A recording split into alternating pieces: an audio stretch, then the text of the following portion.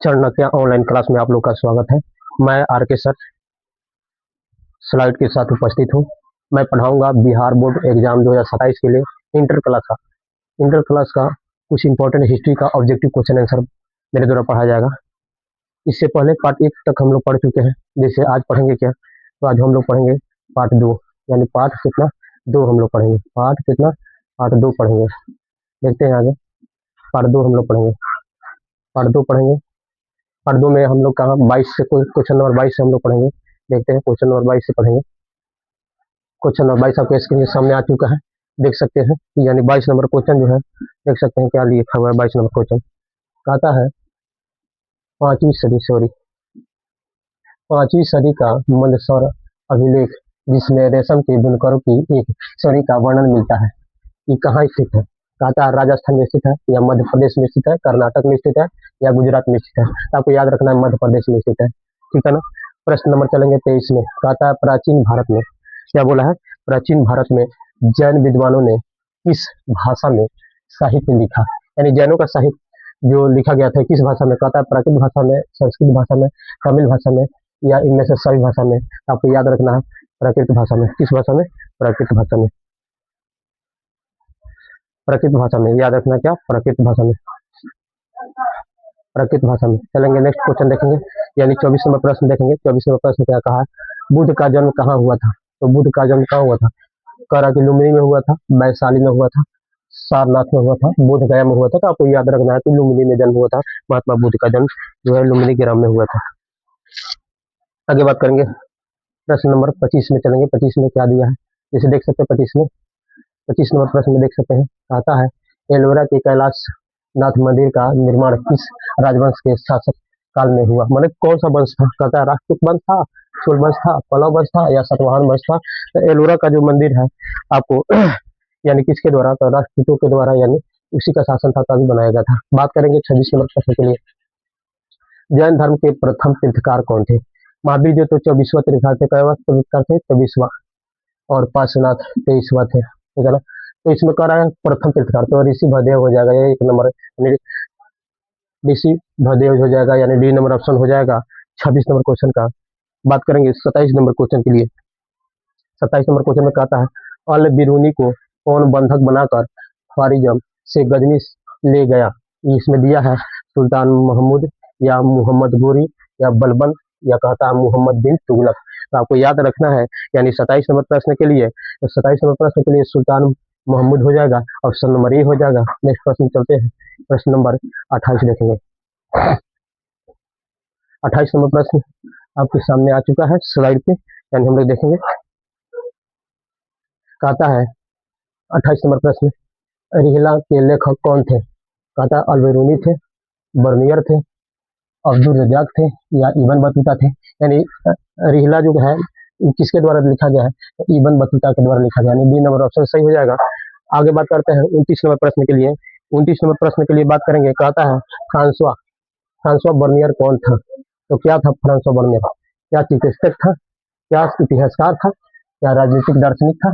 तो हम लोग याद रखेंगे ये जो सभी तरह का, यानी इसके साथ राजनीतिक दार्शनिक भी था, चिकित्सक भी था, इतिहासकार भी था, यानी इनमें से सभी हो जाएगा। ऑप्शन नंबर कौन सा चले जाएंगे, तो ऑप्शन नंबर डी चले जाएंगे। 30 नंबर प्रश्न के लिए चलते हैं। 30 नंबर प्रश्न हम लोग देखेंगे। 30 नंबर प्रश्न में कहता है मुगल शहरों को किसने शिविर नगर कहा, मतलब किस व्यक्ति के द्वारा शिविर नगर कहा गया। इबन बतूता के द्वारा, बर्नियर के द्वारा, टेवेनियर के द्वारा, या बारबोसा के द्वारा। तो आपको याद रखना है कि बर्नियर के द्वारा ये बात कहा गया था, मुगल शहरों को इसने शिविर नगर कहा था। बात करेंगे 21 नंबर प्रश्न के लिए, पहले स्लाइड को ऊपर करते हैं। 21 नंबर प्रश्न, 21 नंबर प्रश्न के लिए हम बात करेंगे। 21 नंबर प्रश्न में क्या दिया है, कहता है 21 नंबर, पुरी के जगन्नाथ मंदिर में किस देवता की पूजा होती थी।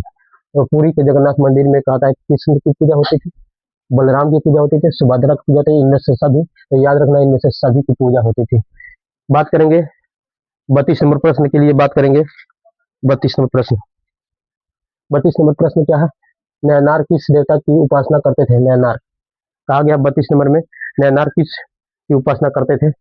विकल्प में है ब्रह्मा की, विष्णु की, शिव की, या अग्नि की। तो याद रखना आपको शिव की उपासना करते थे। क्या उपासना करते थे, किसका, शिव की उपासना करते थे। बात करेंगे 35 नंबर प्रश्न के लिए 35 नंबर प्रश्न में क्या दिया, 12वीं शताब्दी में कर्नाटक में वीर शैव परंपरा का नेतृत्व किसने किया था।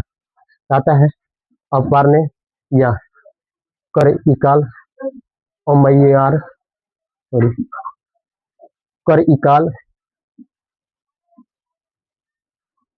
इकाल अमैयार या कहा गया सुंदररार या बसवना बसवना। तो याद रखना है, यानी 12वीं शताब्दी में कर्नाटक में वीर शैव परंपरा का नेतृत्व किसने किया था, तो बसवना ने किया था। 35 नंबर का ऑप्शन नंबर कौन हो जाएगा, बी हो जाएगा। चलते हैं 34 नंबर में। 34 नंबर प्रश्न में क्या दिया है, निम्नलिखित में कौन अलवार संतों की रचना है। कहता है तौरम, कहता है नलियारा, दिव्या प्रबंधम या इनमें से दोनों, ए और बी दोनों, या इनमें से कोई नहीं। तो आपको याद रखना है ऑप्शन नंबर सी हो जाएगा। ऑप्शन नंबर सी हो जाएगा 34 नंबर प्रश्न के लिए, ऑप्शन नंबर सी हो जाएगा। बात करते हैं 35 नंबर प्रश्न के लिए। 35 नंबर प्रश्न के लिए हम लोग क्वेश्चन सॉल्व करेंगे, यानी 40 तक हम लोग बात करेंगे 35 नंबर के लिए। 35 नंबर क्वेश्चन क्या है,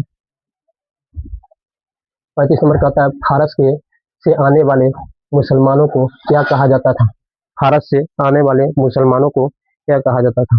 तो कहता है रुस कहा जाता था, या ताजिक कहा जाता था, पारसी कहा जाता था, इनमें से कोई नहीं। तो आपको याद रखना है पारसी कहा जाता था। आगे बात करेंगे 36 नंबर क्वेश्चन के लिए। क्या बात करेंगे 36 नंबर क्वेश्चन के लिए बात करेंगे शेख निजामुद्दीन औलिया का दरगाह कहाँ था। तो कहता अजमेर में था, दिल्ली में था, पटना में था, बिहार शरीफ में था। तो शेख निजामुद्दीन औलिया का अगर कहा जाए दरगाह के बारे में, तो उनका जो दरगाह जो था दिल्ली में था, यानी ऑप्शन नंबर बी हो जाएगा सही। देख सकते हैं 36 नंबर प्रश्न के लिए। 37 नंबर में आदि ग्रंथ साहिब का संकलन किसने किया। कह रहा है कि आदि ग्रंथ साहित्य का संकलन किसने किया। 37 नंबर प्रश्न आपके सामने आ चुका है। कहता गुरु नानक ने किया, कहता है गुरु तेग बहादुर ने किया, गुरु गोविंद सिंह ने किया, गुरु अर्जुन देव ने किया। तो हम लोग जानते हैं आदि ग्रंथ साहिब का संकलन किसने किया था, गुरु अर्जुन देव ने किया था। डी नंबर ऑप्शन सही हो जाएगा। बात करेंगे आगे क्वेश्चन में, चलते हैं 38 नंबर क्वेश्चन के लिए। 38 नंबर क्वेश्चन में कहता है, 38 नंबर क्वेश्चन हम लोग देखेंगे वीर शैव परंपरा के वचन किस भाषा के में रचित है। वीर परंपरा के वचन किस भाषा में रचित है, वीर शैव परंपरा का। तो कहता है तमिल में, कन्नड़ में, तेलुगु में या मराठी में। यानी वीर शैव परंपरा, यानी 38 नंबर प्रश्न के लिए आपका कौन सा हो जाएगा ऑप्शन, किस भाषा में। वीर शैव परंपरा कर्नाटक से संबंधित हो जाएगा भाषा क्या, तो कन्नड़ हो जाएगा। बात करते हैं 39 नंबर, कबीर से संबंधित दोहे किस पुस्तक में संकलित किए गए हैं। कबीर से संबंधित, तो कबीर का जो है पुस्तक के बात में बात करेंगे, तो कबीर का पुस्तक का नाम क्या है, तो बीजक ही है, या आदि ग्रंथ साहिब है, या कबीर ग्रंथावली है, इनमें से सभी हो जाएगा। हम लोग याद रखेंगे कि बीजक व कबीर से संबंधित पुस्तक बीजक है, बीजक में ही बात रखा गया है।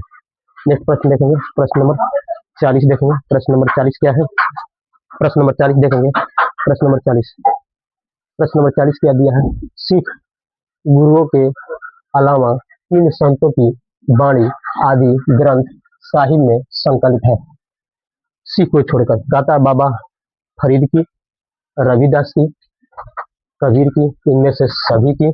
यानी कहा गया है, यानी सिख गुरुओं के अलावा किन किन संतों के, तो सिख गुरुओं के अलावा किन किन संतों के, तो जितना भी संत है सभी के बारे में इसमें दर्शाया गया, संकलित है। यानी सिख गुरुओं के अलावा किन संतों की वाणी आदि ग्रंथ साहिब में संकलित है, तो सभी गुरुओं की वाणी जो है इसमें संकलित है। बस वीडियो को यहीं पर रोकता हूँ, नेक्स्ट वीडियो में मिलूंगा 40 से ऊपर प्रश्न लेकर, यानी पार्ट 3 में। वीडियो आपको अच्छा लगे तो वीडियो को लाइक कीजिए, चैनल को सब्सक्राइब कीजिए, वीडियो को अलग शेयर भी कीजिए और हमारे साथ जुड़े रहिए। जय हिंद। यहीं पर वीडियो खत्म करता हूँ। जय हिंद।